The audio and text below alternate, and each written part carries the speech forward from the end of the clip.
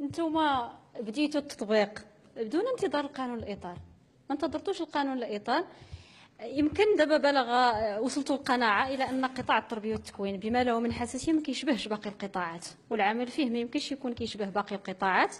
كتقولوا لان غتبداو من المؤسسه التعليميه لتحت ما تجيوش للفوق. يلا عندنا بلاغ ديال المديرين كيقولوا بانهم ما مستعدينش ينخرطوا فيما يسمى اصلاح بمنطق التعليمات، لان فعليا الاجراءات اللي انطلقت اليوم بدا من الحركه الانتقاليه اللي ما سمعتوش فيها نصيحه النقابات والناس ذوي الخبره، وخلقت واحد الارتباك كبير سيؤثر على الدخول. هذه بوحدها غنهضروا عليها. الاجراءات الاخرى اللي بديتوا في اجراءات الرؤيه الفرنسيه تهبط الاول، هذا من مقتضيات الرؤيه الاستراتيجيه بدون قانون اطار ولكن بدون ترتيبات. ملي كنمشيو للبكالوريا الدوليه اللي مازال مصرين على ان تسموها دوليه وهي ليست كذلك، كتوسعوها بلا ما تعطيو افق للناس اللي تخرجوا منها لانهم تحبطوا، والاباء اليوم اللي غيمشيو لها ما واضحاش لهم الرؤيه. كاينه توسعه ديالها دون تقييم.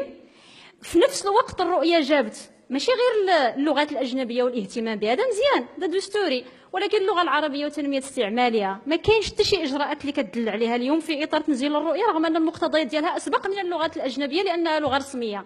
شكرا.